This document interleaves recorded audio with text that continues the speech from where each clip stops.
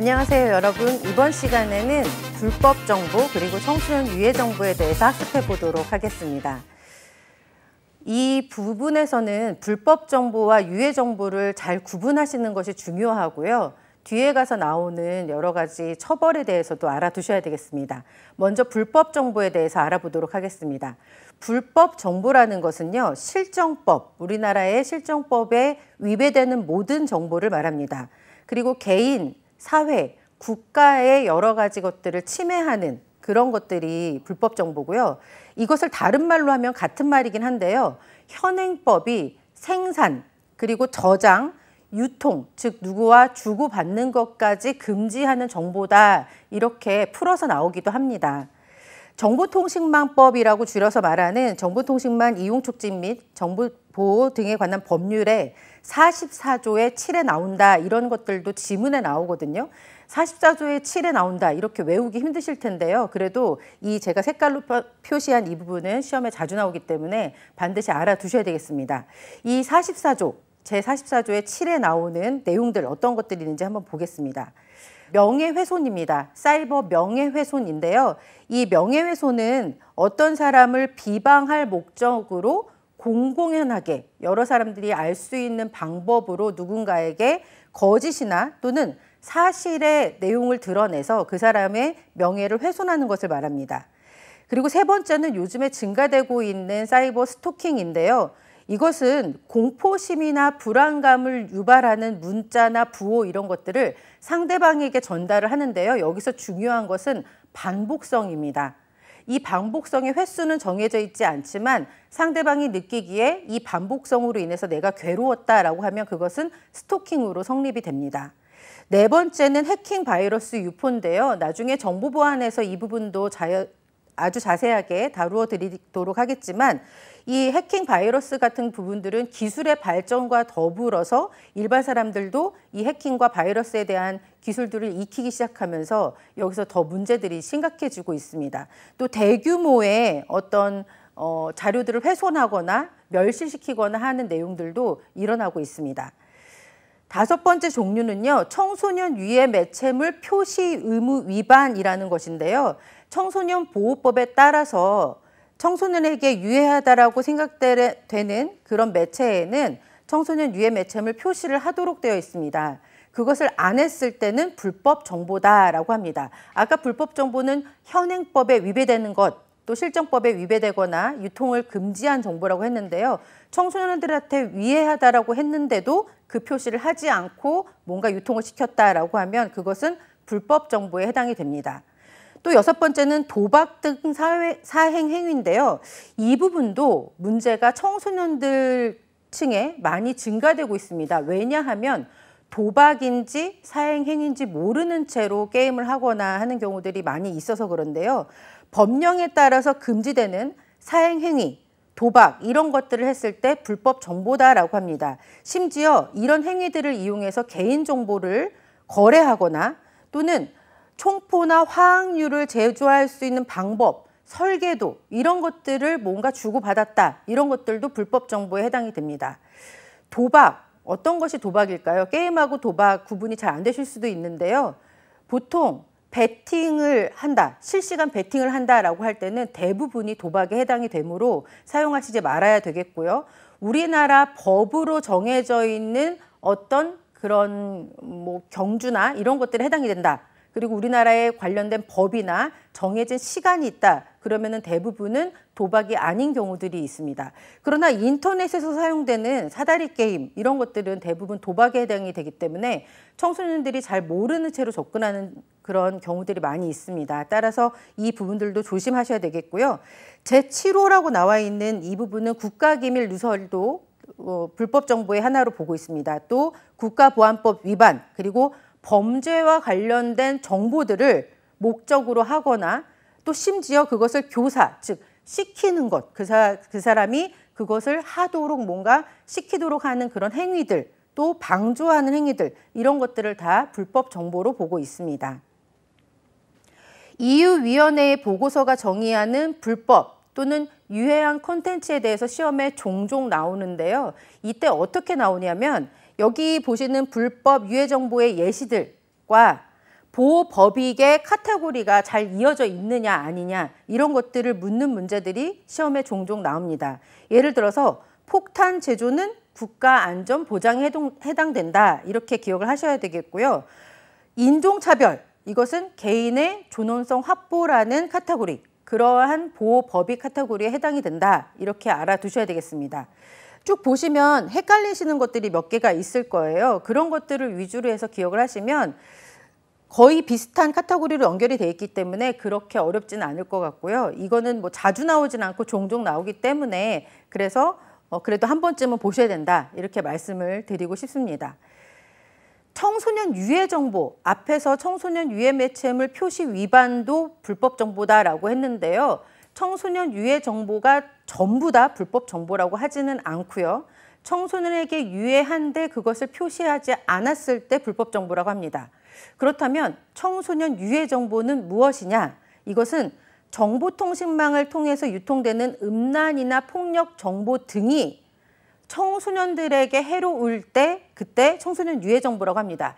다시 말씀드리면 성인들은 볼 수도 있는 정보일 수도 있다라는 거죠. 네. 그중에서 청소년 유해 매체물이라고 표시하는 것이 있는데요.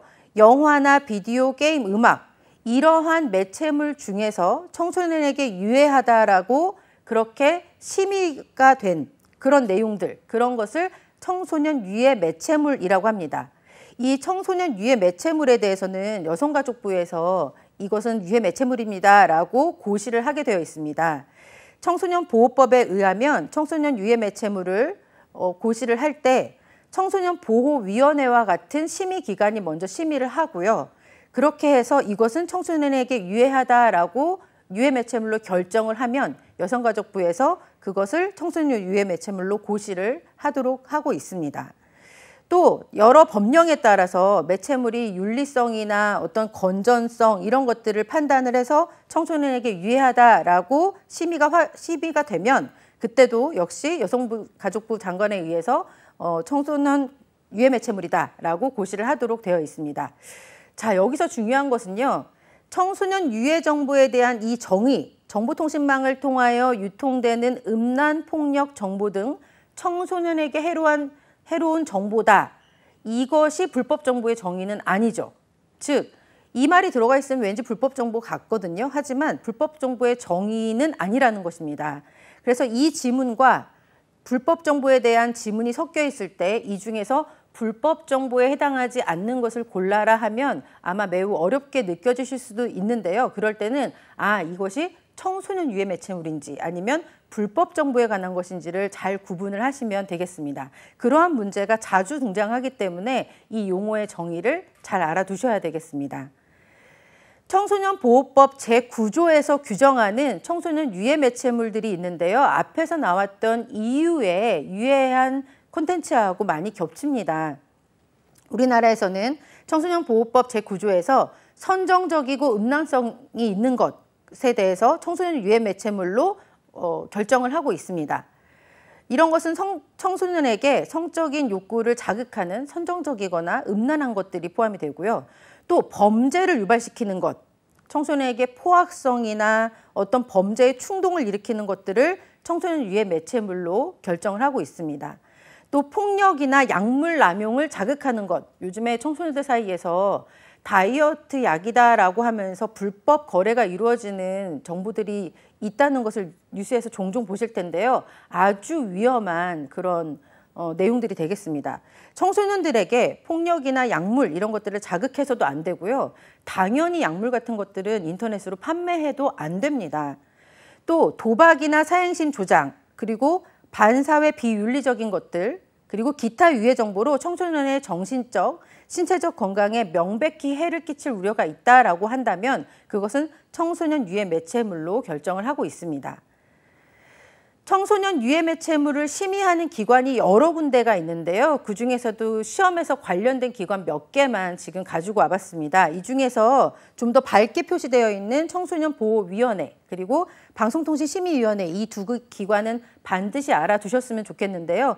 청소년보호위원회에서는 모든 매체물들을 다 심의를 합니다. 근데 이 심의 형태는 그 매체물 나온 직후에 사후 심의를 거치고요. 거기에 대해서 청소년에게 유해성이 있다 없다를 판단을 하게 됩니다. 그리고 만약에 청소년에게 유해하다라고 판단이 되면 청소년 유해 매체물로 결정을 하게 됩니다.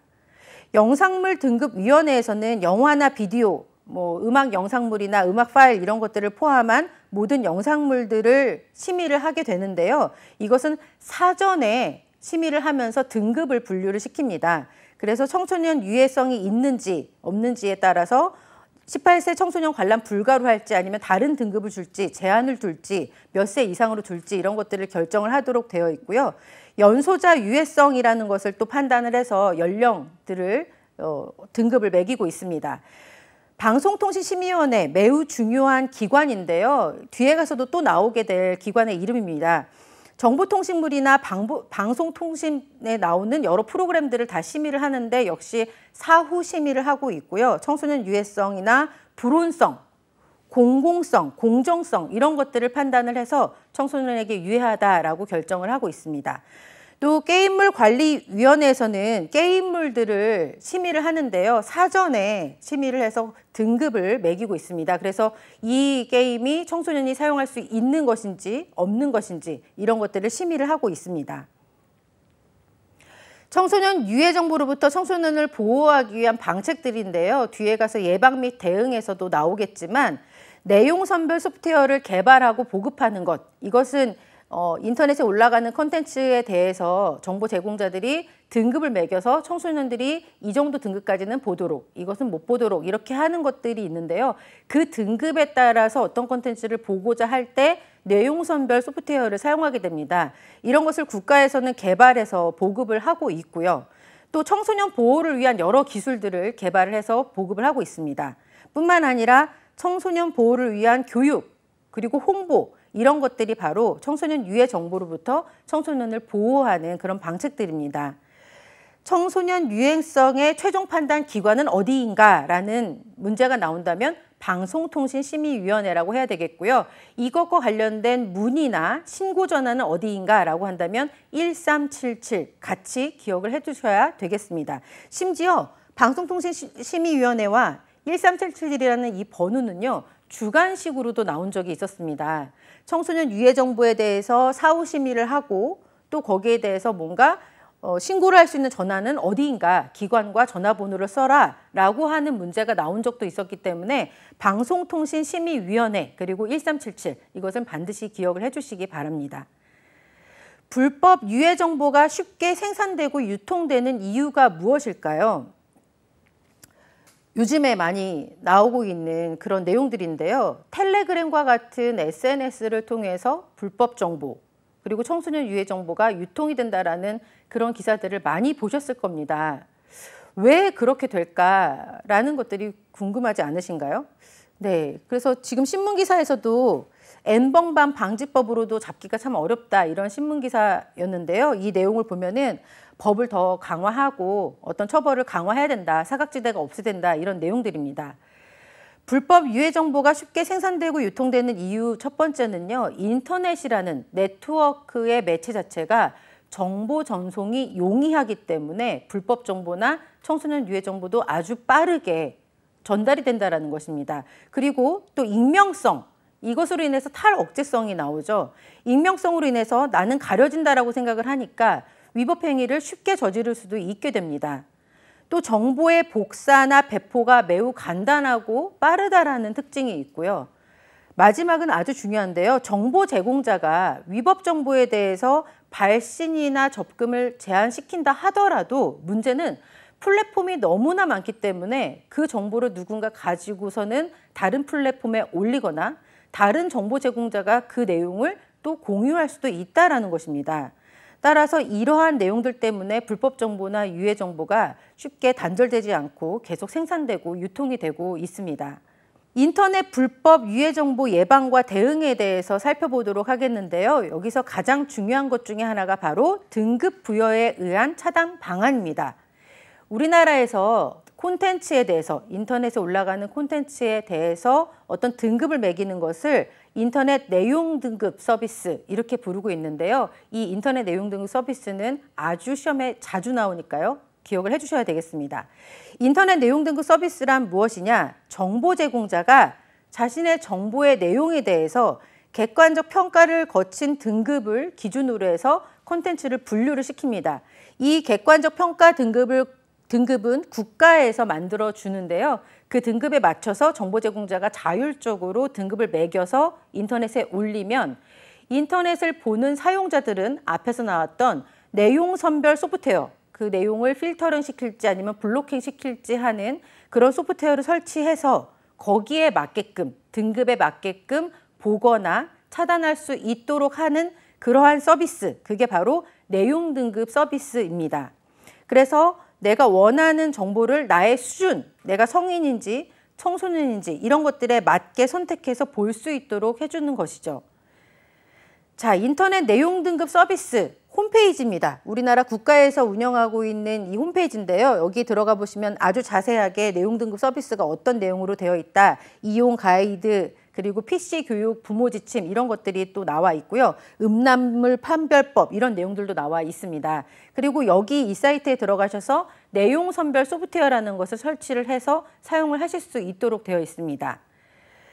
내용 등급 서비스는 방송통신심의위원회에서 운영을 하고 있는데요. 청소년을 보호하기 위해서 이 서비스를 제공을 하고 있고요. 내용 등급 서비스를 어떤 공식처럼 만든다면 내용 등급 서비스 이퀄 자율 등급 표시 더하기 내용 선별 소프트웨어 또는 내용 등급 서비스 이퀄 제3자 등급 서비스 더하기 내용 선별 소프트웨어 이렇게 볼 수가 있습니다. 이게 무슨 말이냐면요. 내용 등급 서비스는 어떻게 이루어지냐면 정보 제공자가 자율 등급을 표시를 해서 인터넷에 올리고 또 정보 이용자는 내용 선별 소프트웨어를 통해서 걸러서 필터링해서 보고 이렇게 될 수도 있고요. 정보 제공자들이 등급을 매기지 않은 정보에 대해서는 국가기관, 방송통신심의위원회가 나서서 등급을 매길 수가 있는데 그것을 제3자 등급 서비스라고 합니다. 그 3자 등급 서비스로 등급을 매긴 콘텐츠를 또 사용자가 내용 선별 소프트웨어를 통해서 볼 수 있도록 하는 것, 그것이 바로 내용 등급 서비스의 어떤 공식이다 생각하시면 되겠습니다. 이것을 이렇게 그림으로 시험에 자주 출제를 하고 있는데요. 인터넷 내용 등급 서비스의 구성, 자 여기서 중요한 것은 첫 번째, 정보 제공자라는 주체고요. 정보 이용자라는 주체, 그리고 방송통신심의위원회라는 이 기관, 이 3자, 3개의 주체가 매우 중요합니다. 정보 제공자는 국가기관이 마련한 내용 등급의 분류에 따라서 콘텐츠의 등급을 매겨서 인터넷에 그 콘텐츠를 올립니다. 그것을 자율 등급 표시라고 합니다. 자, 여기 그림에서 정보 제공자 그리고 거기 앞에 자율 등급 표시라고 빨간색으로 되어 있는데요. 시험에 심지어 저 부분을 괄호를 넣어놓고 저기 들어갈 용어가 무엇이냐 찾아라 이렇게 하는 경우들이 있었습니다. 그래서 정보 제공자는 자율적으로 표시한다라고 생각을 하시면서 자율 등급 표시 이렇게 외우셔야 되겠고요. 정보 제공자가 올린 것에 대해서 정보 이용자는 내용 선별 소프트웨어를 통해서 보도록 되어 있습니다. 자, 내용 선별 소프트웨어 여기서 중요한 게 글씨가 작긴 하지만요. 접속 허용, 접속 차단. 여기 보시면 화이트 리스트, 블랙 리스트 나와 있는데 아주 중요한 용어입니다. 뒤에서 한 번 더 말씀을 드릴 거고요. 이 두 주체 간에 어떤 정보의 등급을 매기고 보는 것이 잘 성립이 안 되고 그 외에 해외에 있는 자료나 등급이 안 매겨진 자료가 있다라고 한다면 방송통신심의위원회가 그 자료에 대해서 등급을 매겨서 올려줍니다. 그것을 이 둘 간의 사이에서는 마치 방송통신심의위원회가 제3자 역할을 한다라는 의미로 제3자 등급 서비스라고 부르고 있습니다. 이렇게 각 주체가 하는 역할들 이런 것들을 다 알아두셔야 되겠습니다. 자율 등급 표시 더 자세하게 한번 보도록 하겠는데요. 국내 인터넷상의 정보를 제공하는 웹서버 관리자 또는 운영자 이러한 정보 제공자들이 등급 기준, 우리나라의 등급 기준을 참조해서 정보에 대해서 자율적으로 등급을 표시하는 것, 그것을 자율 등급 표시라고 합니다. 정보 제공자는 자신이 제공하는 정보 내용에 대해서 직접 등급을 표시할 수도 있고요. 또 앞에서 보셨던 내용 등급 서비스 홈페이지에 들어가셔서 거기에서 등급 표시 서비스를 이용을 해서 표시를 할 수도 있습니다. 이 내용 등급 서비스 사이트 들어가시면요. 자율 등급 표시라고 해서 이렇게 직접 매길 수 있도록 사이트 주소와 거기에 대해서 담당자 이름, 비밀번호 등을 넣고 등급을 매길 수 있도록 하고 있습니다. 3자 등급 서비스라는 것은 정보 제공자와 사용자 사이에 방송통신심의위원회가 개입한다라는 의미로 제3자 등급 서비스라고 부른다고 말씀드렸는데요. 정부나 관련 인증기관이 인터넷 유해 정보에 대해서 등급을 표시하고 이것을 데이터베이스로 구축을 해서 정보 이용자에게 제공하는 것을 말합니다. 왜 그렇게 해야 하냐면요. 해외 사이트에도 엄청난 방대한 양의 정보들이 있는데요. 그것은 국내법에 적용을 받지 않습니다. 그런데 청소년에게 유해한 정보는 충분히 많이 있기 때문에 그런 것들에 대해서 국내로 유입될 때 문제가 생기면 안 되므로 이 3자 등급 서비스를 이용해서 국가가 일일이 다 검열을 하면서 처리를 하고 있다는 거죠. 우리나라의 내용 등급 서비스의 등급 기준의 이름이 있는데요. 나라마다 다 이름이 있거든요. 우리나라의 이름은 세이프넷. 세이프넷이라는 것은 우리나라의 인터넷 내용 등급 서비스의 등급 기준의 이름입니다. 사이트 주소 이름이자 등급 기준의 이름이 세이프넷인데요. 이 세이프넷은 국제적인 기준과 통용되도록 만들었습니다. 그리고 5개 범주로 되어 있다라는 이 정보가 중요한데요. 이 5개 범주는 노출, 성행위, 폭력, 언어, 기타 이렇게 해서 5개 범주로 되어 있고요. 각 범주마다 5등급을 매기고 있는데요. 이 5등급이 1부터 5가 아니라 0부터 4입니다. 즉 0은 0등급이다. 그러면 어떻게 될까요? 노출이 0등급이다. 그러면 전체 관람가라는 뜻이 되는 거겠죠. 아주 어린 아이도 볼 수 있고 가족 모두가 볼 수 있다라고 할수록 등급이 낮은 등급이 되는 것입니다. 그리고 4등급까지 가면 폭력이 매우 짙거나 노출이 심하거나 너무 심하거나 이런 것들이 4등급에 해당이 되는 것이죠. 시험에서는 이런 지문이 나올 때 1부터 5라고 바꾼다든가 아니면 5개 범주가 아니라 4개 범주로 바꾼다든가 이렇게 나오기 때문에 이 부분도 정확하게 알아두셔야 되겠고요. 국제적으로 시행되고 있는 여러 가지 등급 기준들이 있습니다. RSAC라고 있는데요. 이런 것들이나 뭐 일본의 기준 이런 것들과 다 호환성이 있도록 개발이 되었습니다. 네, 그림으로 한번 보시도록 하겠는데요. 우리나라 방송통신심의위원회의 세이프넷 등급 기준입니다.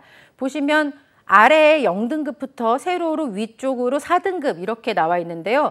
범주는 노출부터 시작해서 언어까지 그리고 기타 범주 이렇게 있고요. 우리나라가 이 등급을 만들 때 해외의 여러 등급들을 참조를 해서 분석을 해서 호환성이 있도록 만들었는데요. 그 중에 하나가 바로 밑에 보시고 계시는 RSAC라는 이 등급입니다. 여기도 역시 레벨 0부터 레벨 4까지 나와 있고요. 이 범주도 우리나라하고 똑같이 노출부터 시작해서 언어까지 나와 있는 것을 보실 수가 있습니다. 이렇게 거의 비슷한 형태로 등급 기준을 가지고 있다. 그래서 우리나라 등급 기준으로 얼마든지 해외의 자료들을 제3자 등급 서비스를 이용해서 등급을 매길 수 있다라고 기억을 해주시면 되겠습니다. 내용 선별 소프트웨어 자주 등장했는데요. 이것은 정보 이용자들이 사용하게 되는 소프트웨어 프로그램을 의미합니다. 이 프로그램을 설치를 하면 인터넷상에 있는 표시 등급들을 인식을 해서 그 등급에 맞게끔 정보의 종류와 수준을 설정을 해서 볼 수 있도록 해주는 것이 바로 내용 선별 소프트웨어입니다. 인터넷 내용 등급 서비스를 이용하고 싶다라면 당연히 이 소프트웨어를 설치하셔야 되겠고요. 이것을 설치할 때 보통은 학부모, 교사, 청소년 보호자 함께 이런 거에 대해서 설치하면서 적정 수준을 설정을 하시도록 하고 있습니다. 내용 선별 소프트웨어는 역시 앞에서 나왔던 등급, 이런 등급들과 호환되도록 하고 있습니다. 내용 선별 소프트웨어의 이 소프트웨어 이름이 바로 밑에 보시면 그린 아이넷이라는 것인데요. 이 그린 아이넷 아주 중요한 이름이니까 꼭 기억을 해주시기 바랍니다. 자, 그린 아이넷. 지금 홈페이지에서 캡처를 해온 건데요. 우리나라에서 청소년 보호를 위해서 유해 정보로부터 보호하기 위해서 만든 소프트웨어, 즉 내용 선별 소프트웨어의 이름이 그린 아이넷이라는 소프트웨어고요. 이 그린 아이넷 소프트웨어의 역할들이 여러 가지가 있습니다. 등급을 분류하는 것뿐만 아니라요. 인터넷 정보 이용 시간을 관리해서 뭔가 중독이나 과의존으로부터 예방될 수 있도록 하는 것들도 하고 있고요. 또 방송 프로그램에 대해서도 등급 표시제 이런 것들도 적용할 수 있도록 적용된 것을 볼 수 있도록 하고 있습니다. 예, 이런 내용들 나와 있다. 그래서 청소년 정보 이용 안전망이라고 부른다. 그린 아이넷. 그린 아이넷은 내용 선별 소프트웨어다. 이렇게 기억을 해주셔야 되겠습니다. 자, 이 내용 선별 소프트웨어 관련해서 그 그림이 기억나시나요? 사용자가 이 소프트웨어를 쓸 때 블랙리스트, 화이트리스트라고 되어 있는 글자가 있었는데요. 그 부분이 바로 주소 기반의 차단 방식을 나타냅니다. 즉 인터넷에 있는 어떤 자료들을 걸러낼 때 필터링하거나 아니면은 뭐 내가 보고 싶은 것을 보거나 허용하거나 할 때 그때 사용하는 주소를 기반으로 해서 블로킹하거나 보거나 하는 것을 주소 기반의 차단 방식이라고 하는데요. 이 두 가지는 암기를 반드시 하셔야 됩니다. 주관식으로도 종종 나오는데요. 차단 목록을 만들어서 차단 목록에 대한 것은 보지 못하고 나머지 콘텐츠는 다 보도록 해주는 것, 그것이 바로 블랙리스트 필터링에 해당이 됩니다. 근데 이 블랙리스트 필터링은 지나치게 포괄적인 기준이 적용이 돼서 유해하지 않은 사이트까지 차단할 수 있다는 그런 단점이 있고요. 차단 목록이 계속해서 갱신이 돼야지만 그래야 유해한 정보가 유입이 안 되겠죠. 그러한 특징이 있습니다. 반대로 허용 목록 기반의 선별 기술을 화이트리스트 필터링이라고 하는데요. 이것은 볼 사이트, 볼 웹 주소에 대한 것만 허용을 해주기 때문에 불법 유해 정보에 대해서 노출의 가능성은 매우 적어지게 됩니다. 즉 안전한 것만 절대적으로 볼 것만 봐라라는 것이 바로 허용하는 이 허용 목록 기반인데요. 근데 문제는 유해성에 대해서 분류하지 않은 사이트에 대해서는 어떻게 되는가 이런 거에 대한 난제가 있고요. 또 하나는 허용 목록을 하면 화이트리스트를 하면 내가 들어갈 수 있는 사이트가 너무나 좁아진다는 것이죠. 왜냐하면 허용된 것 외에는 다른 데는 들어가지 못하니까요. 그럼에도 불구하고 이거를 왜 활용할까요? 이것은 어떤 기관에서 정말로 보안이 중요할 때 이 기관에서 이 사이트만 외부로 나갈 수 있어야 된다라고 판단이 되는 어떤 중요한 상황 속에서 주로 사용하고 있습니다. 그래서 그런 시스템 내에서는 어떤 회사 안에서 아니면 보안이 지켜져야 되는 곳에서는 화이트리스트 필터링을 주로 이용하고요. 보통 일반적으로는 블랙리스트 필터링을 이용해서 차단할 목록만 가지고 차단을 시키는 방법을 활용을 하고 있습니다. 다시 한번 그림을 보시면요. 이렇게 이제 이해가 되실 텐데요. 정보 제공자, 이용자, 방송통신심의위원회 각각의 역할들, 그리고 내용 선별 소프트웨어와 블랙리스트 필터링, 화이트리스트 필터링. 자, 이것을 아예 다 암기를 해두셔야 되겠습니다. 유해 웹사이트 차단 프로그램들이 시험에 가끔 나오거든요. 가끔 나오는데 사실 이 프로그램들의 이름을 가만히 들여다보시면 너무 이해가 돼서 이거는 거의 점수를 딸 수 있는 문제다라고 보시면 되겠습니다. 예를 들어서 아이눈이라는 프로그램이 있는데요. 방송통신심의위원회에서 지정한 사이트를 자동으로 차단해주는 그런 프로그램인데요. 이것은 수동으로 유해 프로그램을 블랙리스트로 분류해주는 그런 특징들이 있습니다. 이 아이눈 사이트에 들어가면 이렇게 다운로드해서 유해 사이트 차단할 수 있도록 하고 있다. 아이의 눈으로 보게 해주겠다 이런 뜻이겠죠. 두 번째는 엑스키퍼, 나쁜 것에 대해서 지켜지도록 하는 엑스키퍼라는 또 사이트이자 프로그램 이름이 있는데요. 여기도 데이터베이스를 이제 제공을 하면서 데이터베이스를 계속해서 업데이트를 시켜서 유해한 사이트들을 차단하도록 하고 있습니다. 그리고 이 엑스키퍼라는 이 사이트이자 프로그램의 특징은요. 스마트폰 원격 관리가 가능할 수 있도록 하고 있습니다. 맘아이, 너무나 또 이름이 뭔가 안전해 보이시지 않나요? 엄마의 마음으로 아이를 지켜내는 그런 사이트 주소자 또 프로그램 이름인데요. 여기는 앞에서 나왔던 그린아이넷 이런 것과 다 연결이 되는 사이트고요. 데이터베이스를 계속해서 업데이트하면서 역시 차단해야 되는 것들을 차단을 시켜주고 있습니다. 그리고 P2P 프로그램 이런 것들도 차단하고 있는데요.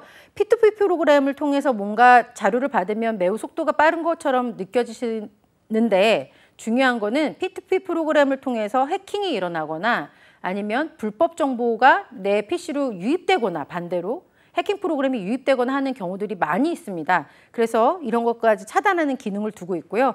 PC 사용 기록 조회 이런 것들을 이제 엄마가 또 부모가 학부모가 보호자가 해볼 수 있도록 하고 있습니다.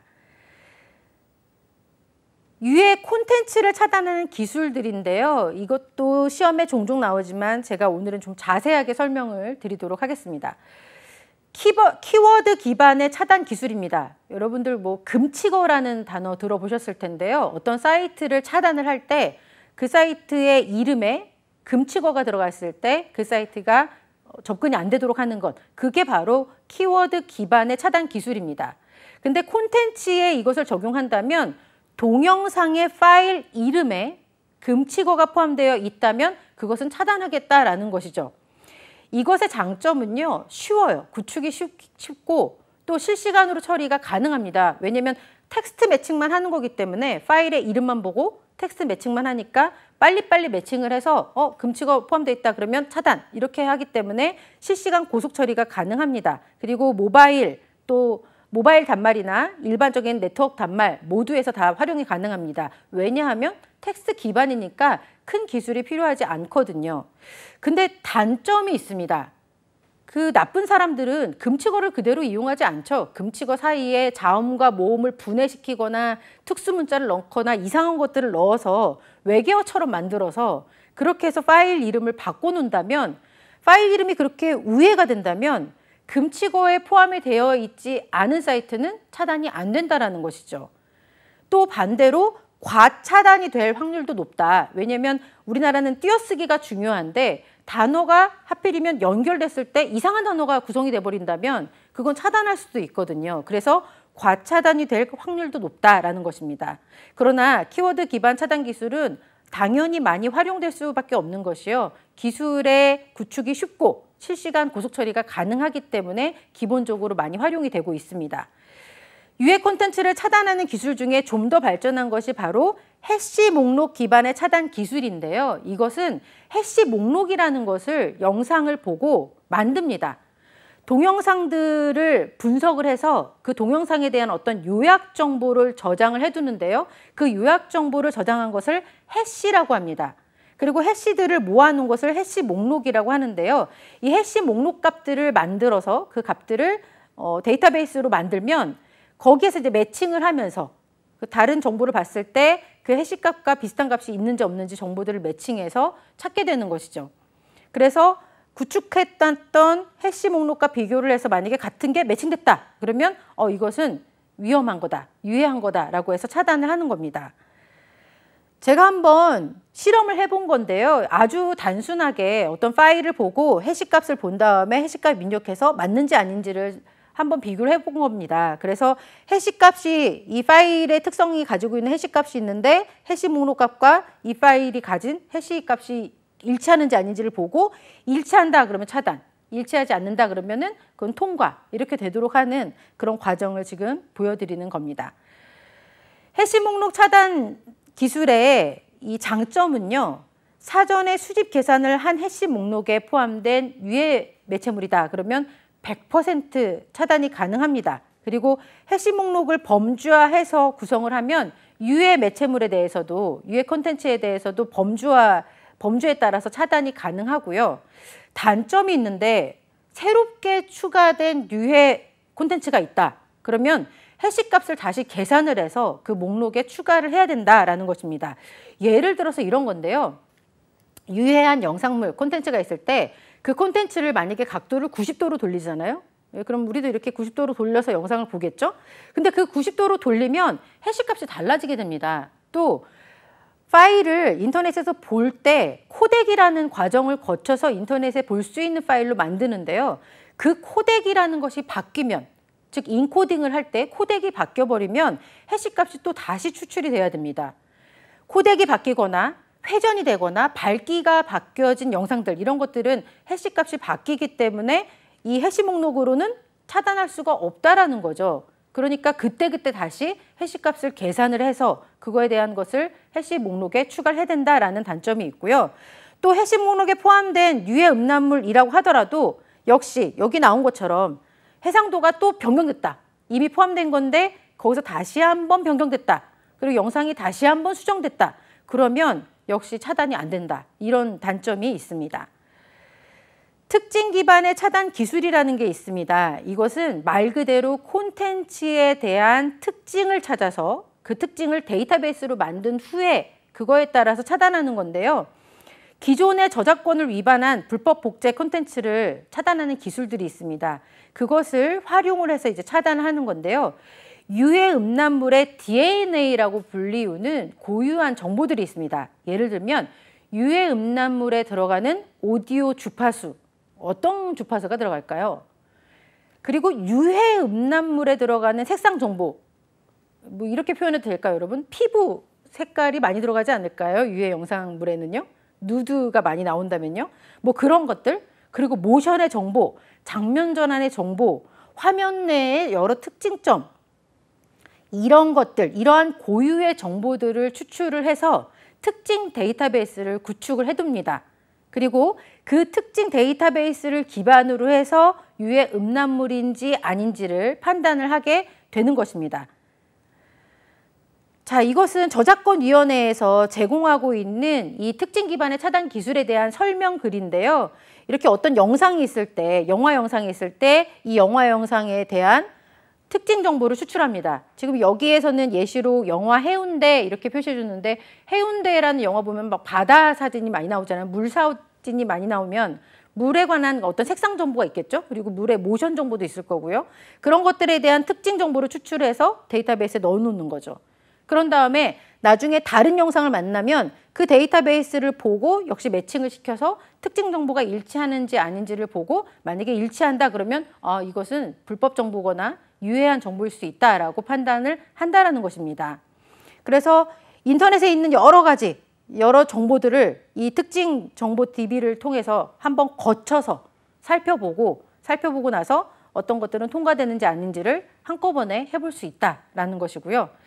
그렇게 해서 이 필터링이 되어서 안전하게 인터넷에서 볼 수 있는 것으로 만들어준다라고 이 저작권위원회에서 설명을 하고 있었습니다. 특징 기반 차단 기술의 장점은요, 데이터베이스 목록에 포함된 유해 음란물은 역시 100% 차단이 가능합니다. 그리고 또 범주에 따라서 선택적으로 차단할 수 있고요. 또 독립적인 특징을 사용해서 변형된 음란물, 이런 것들도 부분적으로는 차단을 해낼 수가 있습니다. 영상 자체의 특징을 보기 때문에 뭔가 바뀌어도 그래도 영상의 특징들을 또 매칭시켜서 아니다 싶으면 차단할 수 있다는 거고요. 단점은 유포되는 유해 음란물에 대해서 특징점에 대해서 계속해서 모니터링을 해야 된다라는 것이고요. 이 특징들을 계속해서 데이터베이스, 특징 DB에 추가를 해야 된다라는 단점이 있습니다. 그것으로 인한 관리, 유지 비용 이런 것들이 발생이 된다라는 그런 특징이 있습니다. 그래서 유해 콘텐츠 차단 기술 3가지, 키워드 기반, 해시 목록, 특징 기반, 이렇게 3가지 알아두시고요. 한 가지 더 보시도록 하겠는데요. 바로 내용 기반의 차단 기술입니다. 이것은요, 앞에 나왔던 그 어떤 것보다도 좀 더 지능화된 그런 기술이다라고 보시면 되겠는데요. 현재 유통되고 있는 유해한 또 무해한 콘텐츠에 대해서 동영상의 샘플을 학습 데이터로 활용을 해서 AI, 기계학습을 시킵니다. 기계학습을 시켜서 거기에 대해서 어떤 특징들을 추출을 해낸다는 거죠. 그래서 학습이 된 AI가 이것은 뭔가 유해한 정보가 있는 것들이다, 이렇게 뭔가 집합으로 만들 수 있다는 거고요. 그렇게 만들어진 자동 분류 엔진을 통해서 학습되지 않은 그런 멀티미디어 콘텐츠까지 유해성을 판별을 할 수가 있는 지능적인 인공지능 기술이 포함이 된 그런 내용이 바로 내용 기반의 차단 기술이다라는 것입니다. 이것의 장점은요, 자동 분류 엔진이라는 것이 만들어진 후에는 추가적으로 데이터 수집이 필요하지 않다라는 겁니다. 이미 인공지능이 학습 데이터를 통해서 학습을 했기 때문에 인공지능이라는 것은 스스로 학습을 또 해나가잖아요. 그래서 자신이 만든 그 엔진을 가지고 다른 영상을 보게 되면 그 영상을 보고 또 거기에 있는 특징이 만약에 이것과 매칭된다 그러면 그 특징도 역시 이 자동 분류 엔진의 어떤 내용으로 추가를 또 할 수 있다는 것이죠. 새롭게 출현하는 유해 음란물까지도 차단이 가능하다라는 특징이 있고요. 코덱이나 해상도 변화 이런 것들이 있다 하더라도 그래도 역시 내용 기반 이 기술을 통하면 유해한 것이 아닌지 다 판단이 된다라는 것입니다. 단점은요, 아무래도 그 기계학습을 통해서 뭔가 자동 분류 엔진이 만들어지고 그거를 통해서 검사를 이렇게 하게 되는 시간들이 있기 때문에 유무의 판단 처리 시간이 좀 오래 걸릴 수 있다라는 단점이 있고요. 또 음란물이 아닌 동영상에 대해서도 차단이 될 수도 있다라는 그런 단점도 있습니다. 유해한 정보에 대해서 청소년 보호 책임자를 지정해야 되는 의무가 있습니다. 그리고 청소년 보호 책임자가 해야 될 역할들이 있는데요. 정보통신 서비스 제공자 중에서 청소년 유해 매체물을 제공하거나 매개하는 자 중 여기 아래의 조건에 해당되는 제공자들은 반드시 청소년 보호 책임자를 지정을 해야 합니다. 자, 어떤 조건이 있냐면요. 전년도 말 기준 직전 3개월 간에 일일 평균 이용자가 10만 명 이상인 정보 서비스 제공자, 그런 회사에 해당이 된다라면 반드시 청소년 유해 매체물을 다루는 청소년 보호 책임자로 둬야 되고요. 또 정보통신 서비스 부분 전년도에 매출액이 10억 원 이상에 해당이 되는 그런 사업자다, 그러한 정보 제공자다, 그러면 반드시 청소년 보호 책임자를 지정을 해야 합니다. 이건 법적으로 지정되어 있는 거라서요. 지정을 안 하면 안 되는 사항들에 해당이 됩니다. 그런데 문제는 여기에 해당된다 하더라도 해외의 서비스 제공자는 국내법 적용이 되지 않거든요. 그래서 국가에서는 국내법에 맞춰서 우리나라 사람들이 그래도 당신들의 서비스를 이용하고 있는데 우리나라 기준은 청소년 보호 책임자 지정에 있어서는 전년도 직전 3개월 평균 이용자가 10만 명 이상이거나 또 매출액이 10억 원 이상이면 우리는 청소년 보호 책임자를 둬야 된다. 그러니까 당신들도 우리나라 안에서 서비스를 제공할 거면 이 청소년 보호 책임자를 지정해 달라라고 계속해서 요청을 하고 있습니다. 그래서 그러한 예로 페이스북 같은 경우는요, 우리나라 국내 안에 들어와 있는 SNS 최초로 이 청소년 보호 책임자를 지정을 한 바가 있습니다. 청소년 보호 책임자들이 책임자가 해야 되는 의무 사항들이 있는데요. 유해 정보로부터 청소년 보호계획들을 수립을 해야 되고요. 또 유해 정보에 대해서 청소년을 어떻게 접근을 안 하도록 제한하도록 할 것인지 이런 것들을 만들어 놔야 되고요. 청소년 보호를 위한 교육에 대해서도 방안을 마련해야 되겠고요. 또 유해 정보로 인해서 피해 상담, 고충 처리 이런 것들에 대한 역할들을 담당을 해야 됩니다. 또 그 밖에 유해 정보로부터 청소년을 보호하기 위한 여러 필요한 사항들을 해야 하는 의무들이 있습니다. 유해 정보, 불법 정보에 대해서 교육적 차원의 대응 방안을 살펴보도록 하겠는데요. 자녀를 지도할 때 자녀가 지켜야 하는 지도수칙 10이라고 이름을 정해봤습니다. 첫 번째, 자녀들은요, 부모의 동의나 허락 없이 개인의 신상 정보를 노출하지 않도록 해야 되겠고요. 그렇게 되도록 보호자들은 교육을 시켜야 한다는 것입니다. 두 번째는 부모 또는 보호자의 동의나 허락 없이 사이버 공간에서 만나는 사람들과 직접 만나는 일은 없어야 한다는 것입니다. 반드시 아이들을 그렇게 가르쳐야 된다는 것이고요. 또 함부로 대화방에서 불손한 목적으로 접근하는 사람, 내가 너한테 뭔가를 사줄게, 아니면 뭔가를 해줄게 라고 하는 이상한 어른들과 대화하지 않도록, 그런 어른들이 접근한다라고 한다면 그냥 대화하지 말고 나와라, 아니면 차단해라 라고 그렇게 교육을 해주셔야 되겠고, 자녀들도 이런 것들을 지켜주셔야 되겠고요. 또 인터넷을 통해 만난 사람들에게 나의 계획이나 내가 어디로 갈 것이다, 나는 지금 어디 있다, 이런 것들을 굳이 알려주지 말자라는 것입니다. 또 생소한 사람과 이메일을 자주 주고받는 일은 없어야 되겠고요.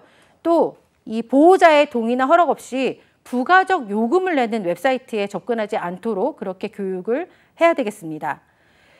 또 인터넷을 통해서 만나서 친해진 사람이라고 하더라도 자신의 사진을 웹에 게시하거나 그 사람에게 내 사진을 보내주거나 내 영상을 보내주거나 하는 것들은 좀 자제하도록 그렇게 지도를 해야 되겠고요. 또 보호자의 동의나 허락 없이 물건을 주문하거나 신용카드를 쉽게 쓸 수 있도록 하는 일이 없도록 신용카드 번호는 알려주지 마셔야 되겠습니다. 또 폭력적이거나 음란적인 내용의 어떤 이메일을 받았을 경우에 대해서는 일체 답장하지 말아라. 장난으로라도 답장하지 말아라. 그리고 반드시 보호자에게 알려라 라고 지도를 하셔야 되겠고요. 또 그러한 사이트나 이미지, 영상 이런 것들을 봤을 때 보호자나 교사, 어른들에게 알릴 수 있도록 지도를 해야 되겠습니다. 음란물 대응을 위한 가정에서의 수칙입니다. 첫 번째는 바른 성교육이 중요합니다. 성이라는 것은 아름다운 것이다 라는 것들을 해줘야 되겠고요. 인터넷에서 표현하고 있는 그러한 성에 대한 것은 왜곡된 것들이 많다라는 것들도 알려줘야 되겠습니다. 그리고 컴퓨터를 가족 공유화한다면 아무래도 이 컴퓨터를 이용을 해서 음란물을 보는 것들에 대해서는 좀 더 줄어들지 않을까라는 것들이고요. 밤늦은 시간에 컴퓨터, 새벽 시간에 컴퓨터를 활용하게 되는 일이 없도록 아이들이 학습권이나 건강권을 위해서 잘 수 있도록 그렇게 수칙으로 만들어서 같이 지키는 것이 좋겠고요. 또 컴퓨터 외에 다른 취미 활동을 할 수 있도록 돕는 것도 좋습니다. 이 컴퓨터 외에 다른 취미 활동을 하는 것은 인터넷 중독이나 과의존 예방에도 큰 도움이 되는 것이니까요. 그런 것들도 많이 권장을 해주시고요. 신용카드 이런 것들 잘 관리하셔야 되겠고요. 또 음란물에 관련된 대응 소프트웨어를 적극적으로 활용해서 사용을 하시고요. 또 유해 정보가 발견됐을 때 어른들도 또 아이들도 다 같이 그런 것에 대해서는 신고할 수 있도록 해야 되겠습니다. 이 내용이 시험에 나온 적이 있었습니다. 제가 굉장히 가슴 아파하는 내용 중에 하나인데요. 네, 자살 사이트 이런 것들이 늘어나고 있다는 것이 참 심각한 문제입니다. 그리고 코로나 이후로 이제 우리들이 많이 혼자 있는 시간들이 많아졌기 때문에 힘들어하는 분들도 많이 있는데요. 이런 사이트들에 대해서 예방하는 수칙으로 옳은 것은 아닌 것은 이게 시험 문제에 나온 것을 보고 시험에서도 이것에 대해서 이렇게 시험 문제 낼 만큼 중요한 사안으로 보고 있구나 이런 생각들이 또 들었습니다. 가정에서 자녀에게 혹시 자살과 관련된 신호가 나오진 않는지 자꾸 혼자 있으라고 하거나 말이 너무 없거나 그러진 않는지 살펴보셔야 되겠고요. 또 인터넷 방화벽 같은 것들을 설치해서 자살 사이트들은 다 차단이 될 수 있도록 해야 되겠고요. 학교에서도 역시 학교 시스템 자체에 방화벽을 설치를 해서 자살 사이트 접속이 차단되도록 해야 되겠습니다. 또 학생들에게서 자살 관련 신호가 나오는지를 관찰을 하는 것이 좋은데요.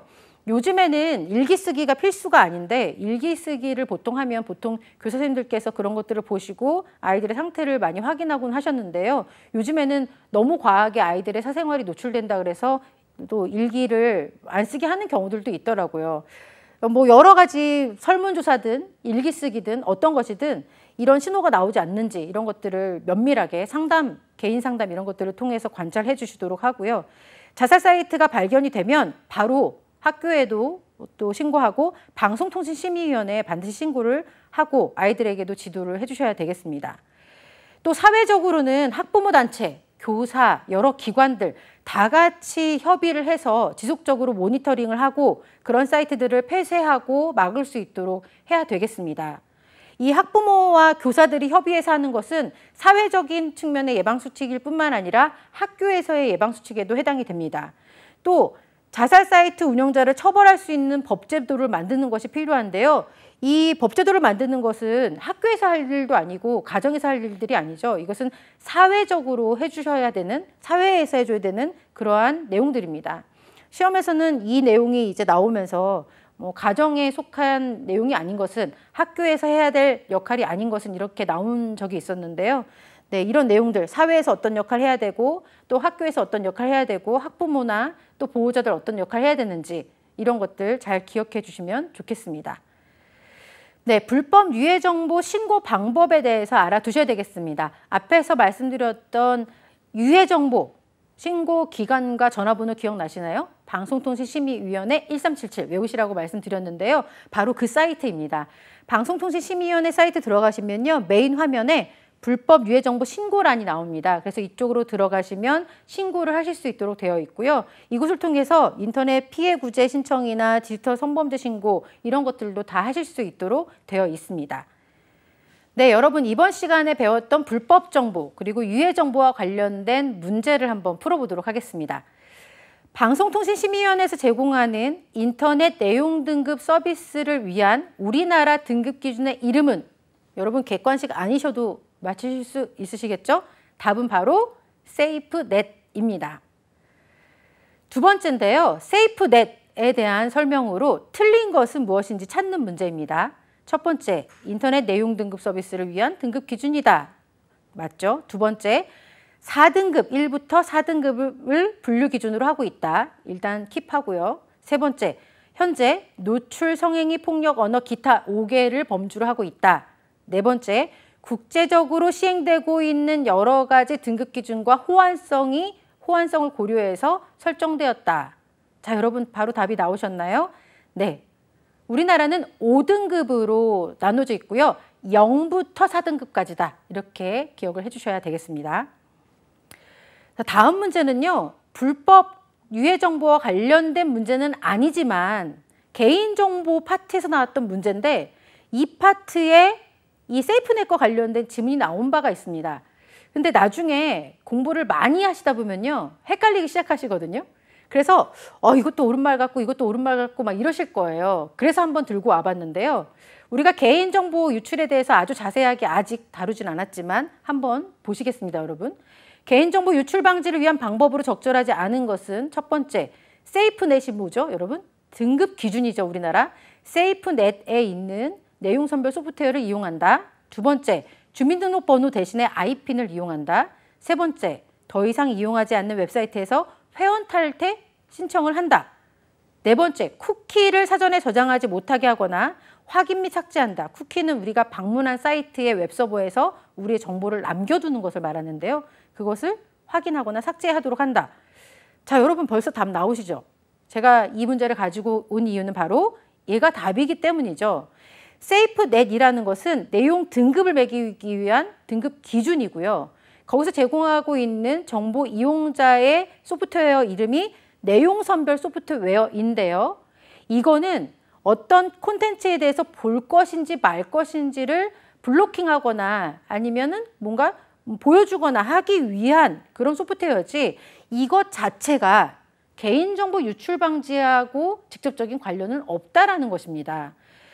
내용 등급 서비스는요, 청소년을 유해 정보부터 보호하고요. 한편으로는 성인의 볼 권리는 보장한다라는 그런 개념이 있습니다. 자, 이것은 그래서 정보 유출과는 관련이 없다. 이렇게 기억을 해주시면 되겠고요. 여러분 오늘은 여기까지 하도록 하겠는데요. 불법 정보, 유해 정보 구분 잘 기억해 주시고요. 또 여기와 관련된 여러 문제들 많이 풀어보시면 좋을 것 같습니다. 건강한 한 주 되시기 바랍니다. 감사드립니다.